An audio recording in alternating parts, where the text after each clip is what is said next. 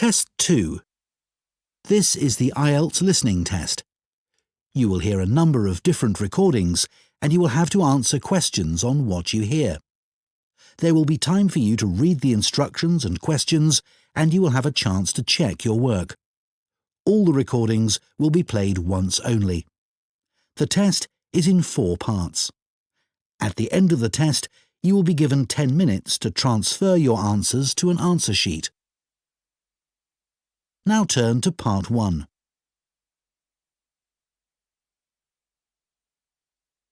Part 1. You will hear a woman from a job agency giving information to a man about work in a chain of restaurants.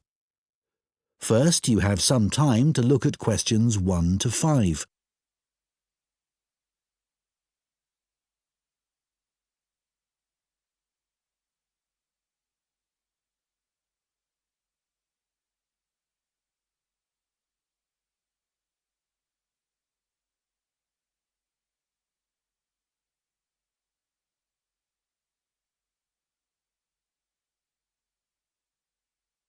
Now listen carefully and answer questions 1 to 5.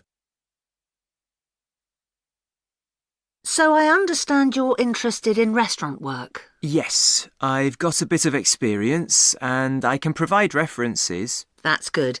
I can check all that later. Now, Milo's restaurants have some vacancies at the moment. They're a really good company to work for. Lots of benefits. All right. Yes. They've got a very good reputation for looking after staff. For example, all employees get training, even temporary staff. Oh, really? That's quite unusual, isn't it? Certainly is. And do staff get free uniforms too? You just need to wear a white t-shirt and black trousers, it says here. So I guess not. But another benefit of working for a big company like this is that you can get a discount at any of their restaurants. Even at weekends? No, but you'll be working then anyway. Oh, yes, I suppose so. Most of their restaurants are in the city centre, aren't they? So easy to get to by bus? Yes, that's right. But if you have to do a late shift and finish work after midnight, the company will pay for you to get a taxi home. I probably won't need one. I think I'd use my bike. OK. Now, they do have some quite specific requirements for the kind of person they're looking for. Milo's is a young, dynamic company, and they're really keen on creating a strong team. It's really important that you can fit in and get on well with everyone. Yeah, I've got no problem with that. It sounds good, actually. The last place I worked for was quite demanding too. We had to make sure we gave a really high level of service. That's good to hear, because that will be equally important at Milo's.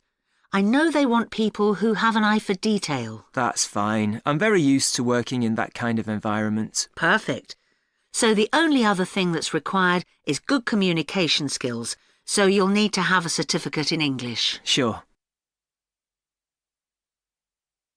Before you hear the rest of the conversation, you have some time to look at questions 6 to 10.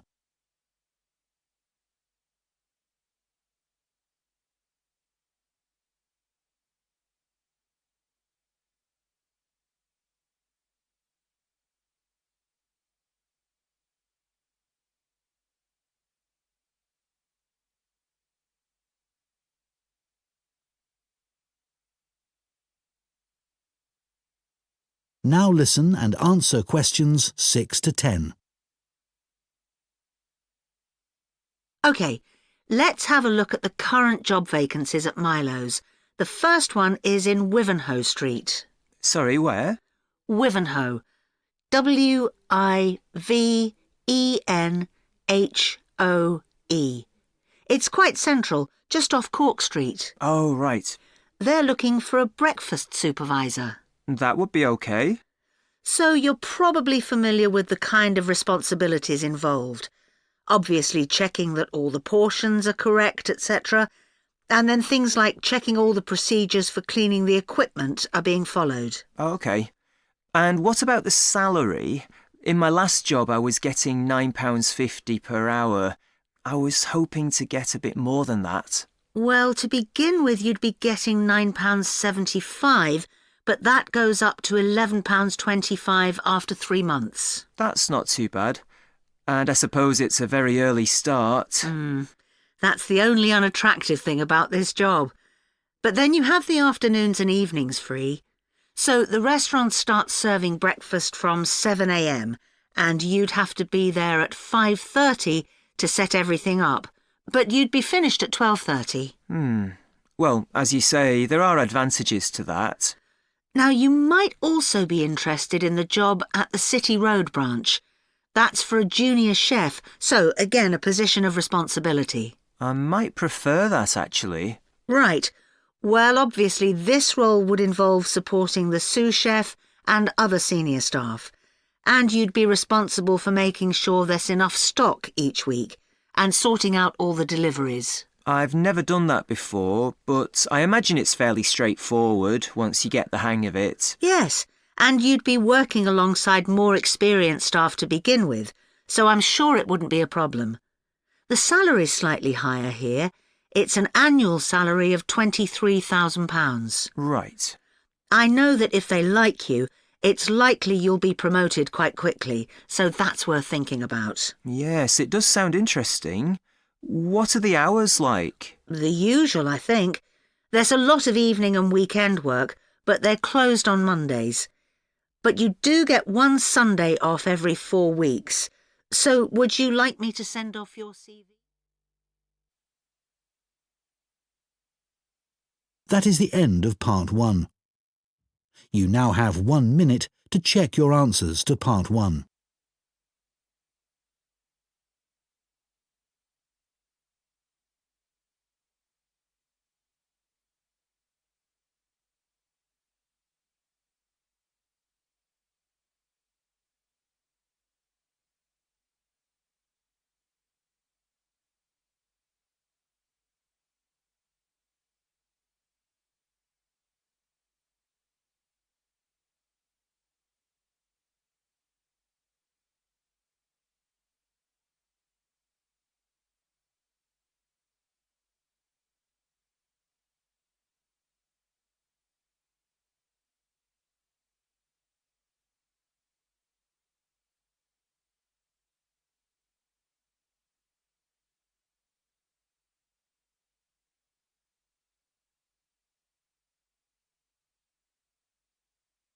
Part 2.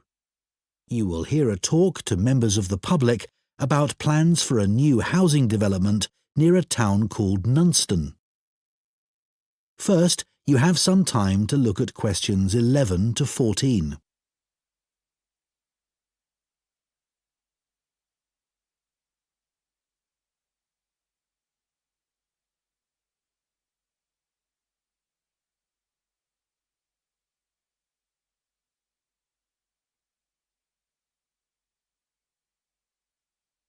Now listen carefully and answer questions 11 to 14.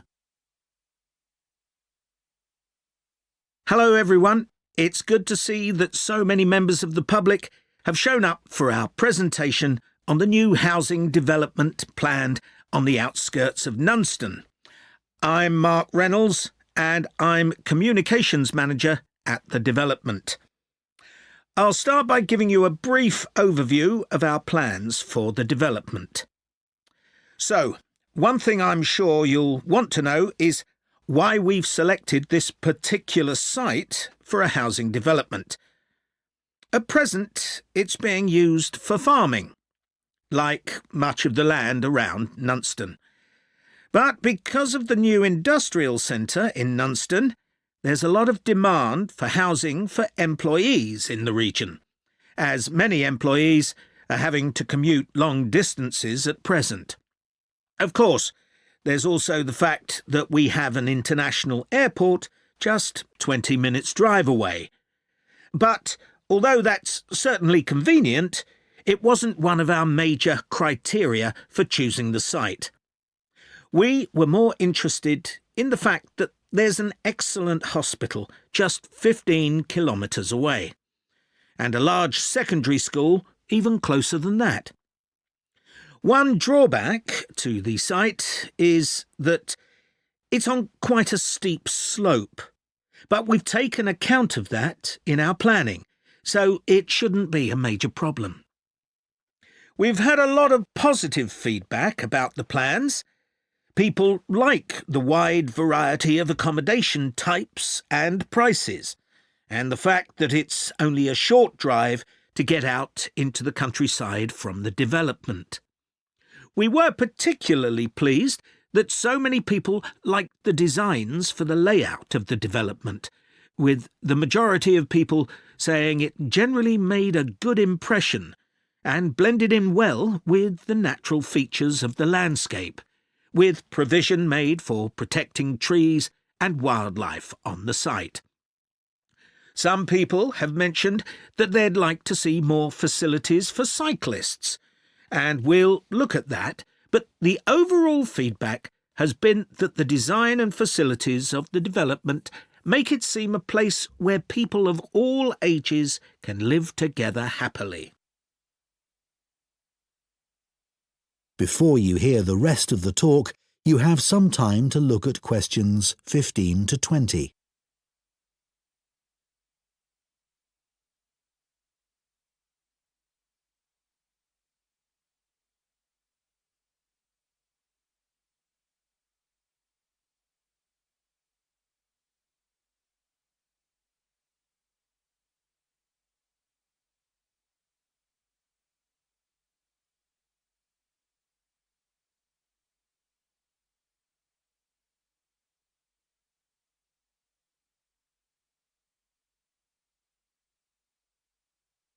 Now listen and answer questions 15 to 20. OK, so I'll put a map of the proposed development up on the screen. You'll see it's bounded on the south side by the main road, which then goes on to Nunston. Another boundary is formed by London Road on the western side of the development. Inside the development, there'll be about 400 houses and 3 apartment blocks. There'll also be a school for children up to 11 years old. If you look at the south entrance at the bottom of the map, there's a road from there that goes right up through the development. The school will be on that road, at the corner of the second turning to the left. A large sports centre is planned with facilities for indoor and outdoor activities. This will be on the western side of the development, just below the road that branches off from London Road. There'll be a clinic where residents can go if they have any health problems. Can you see the lake towards the top of the map? The clinic will be just below this, to the right of a street of houses. There'll also be a community centre for people of all ages. On the northeast side of the development, there'll be a row of specially designed houses specifically for residents over 65, and the community centre will be adjoining this. We haven't forgotten about shopping. There'll be a supermarket between the 2 entrances to the development.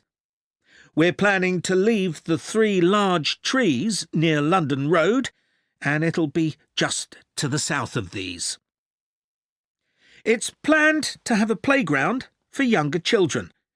If you look at the road that goes up from the south entrance, you'll see it curves round to the left at the top, and the playground will be in that curve with nice views of the lake. OK, so now, does anyone have any questions? That is the end of Part 2. You now have 30 seconds to check your answers to Part 2.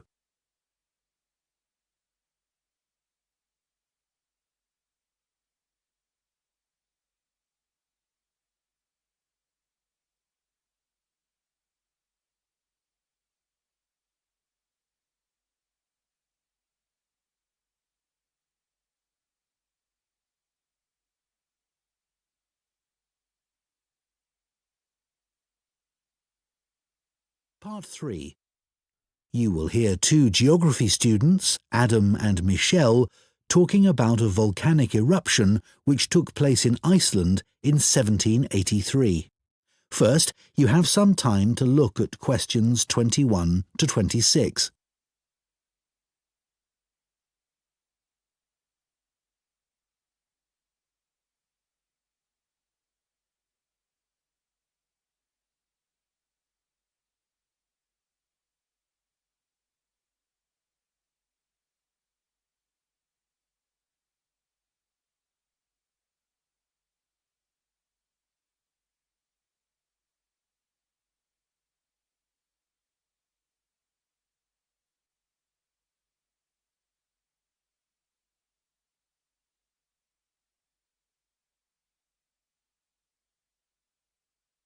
Now listen carefully and answer questions 21 to 26.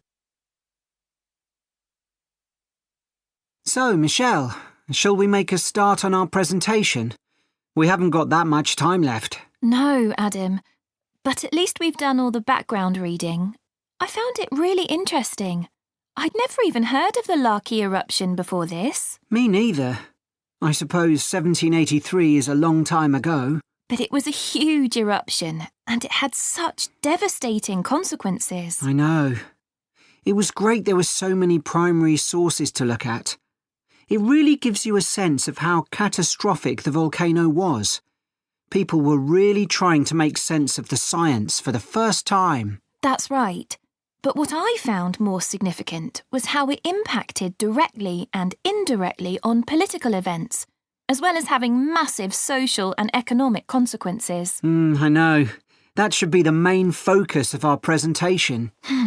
The observations made by people at the time were interesting, weren't they? I mean, they all gave a pretty consistent account of what happened, even if they didn't always use the same terminology. Yeah. I was surprised there were so many weather stations established by that time. So, you can see how the weather changed often by the hour. Right. Writers at the time talked about the Laki haze to describe the volcanic fog that spread across Europe. They all realised that this wasn't the sort of fog they were used to. And, of course, this was in pre-industrial times, so they hadn't experienced sulphur-smelling fog before. No, that's true. Reports from the period blamed the haze for an increase in headaches, respiratory issues and asthma attacks. And they all describe how it covered the sun and made it look a strange red colour. Must have been very weird. It's interesting that Benjamin Franklin wrote about the haze. Did you read that? He was the American ambassador in Paris at the time. Yeah. At first, no one realised that the haze was caused by the volcanic eruption in Iceland. It was Benjamin Franklin who realised that before anyone else. He's often credited with that, apparently. But a French naturalist beat him to it. I can't remember his name. I'd have to look it up. Then other naturalists had the same idea, all independently of each other. Oh, right. We should talk about the immediate impact of the eruption, which was obviously enormous, especially in Iceland, where so many people died. You'd expect that, and the fact that the volcanic ash drifted so swiftly, but not that the effects would go on for so long, or that 2 years after the eruption, strange weather events were being reported as far away as North America and North Africa. No, I found all that hard to believe too. It must have been terrible, and there was nothing anyone could do about it, even if they knew the ash cloud was coming in their direction. Before you hear the rest of the discussion, you have some time to look at questions 27 to 30.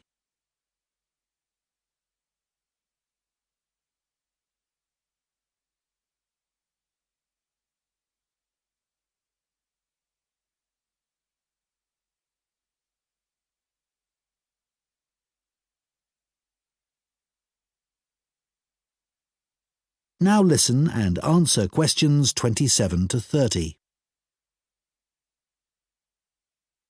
We should run through some of the terrible consequences of the eruption experienced in different countries. There's quite a varied range. Starting with Iceland, where the impact on farming was devastating.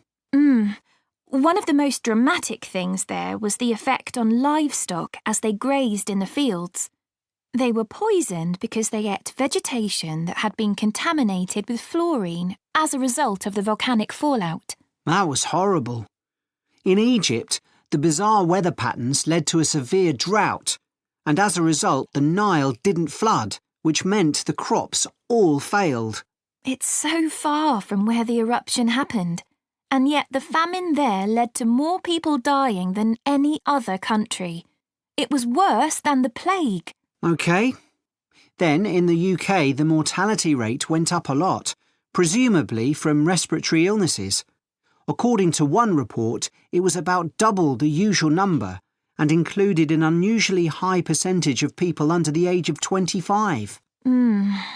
I think people will be surprised to hear that the weather in the USA was badly affected too. George Washington even makes a note in his diary that they were snowbound until March in Virginia. That was before he became president. Yes, and there was ice floating down the Mississippi, which was unprecedented. Oh, astonishing, really. Anyway, what do you think we should include next? That is the end of Part 3. You now have 30 seconds to check your answers to Part 3.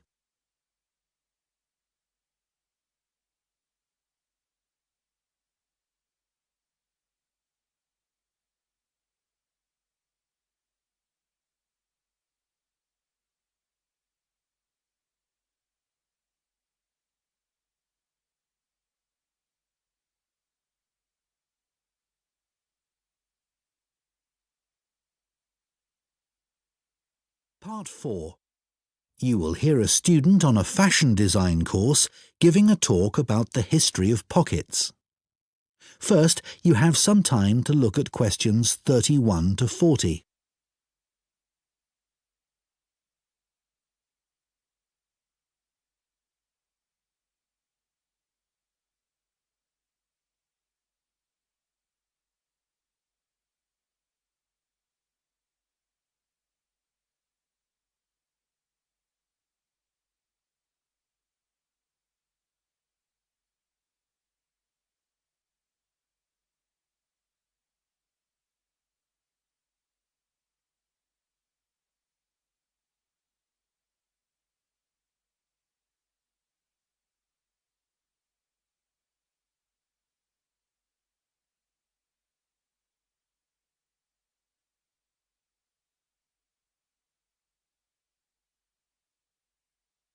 Now listen carefully and answer questions 31 to 40.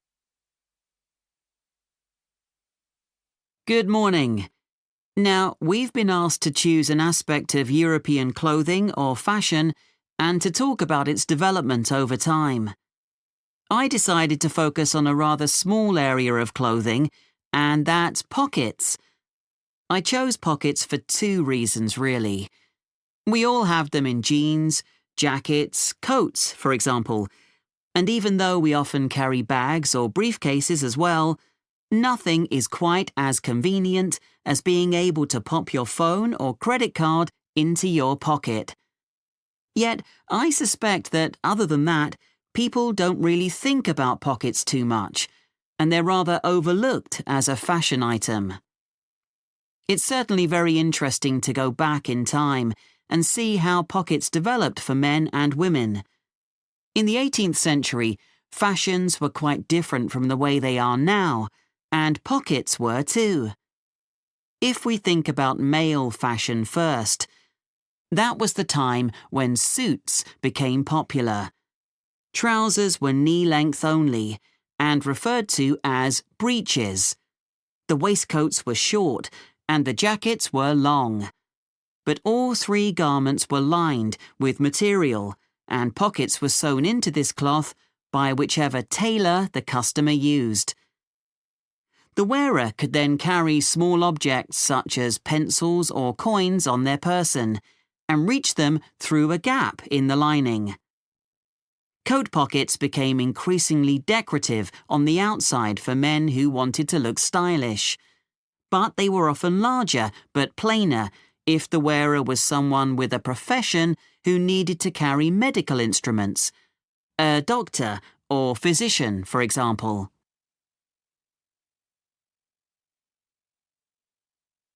The development of women's pockets was a little different. For one thing, they weren't nearly as visible or as easy to reach as men's.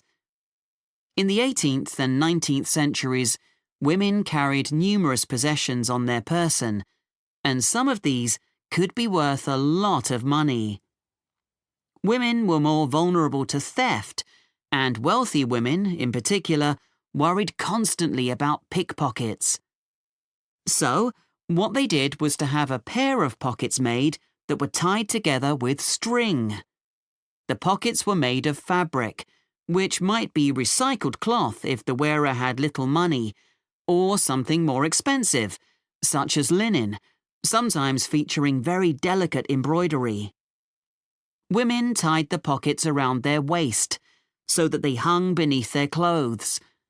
Remember, skirts were long then, and there was plenty of room to hide a whole range of small possessions between the layers of petticoats that were commonly worn.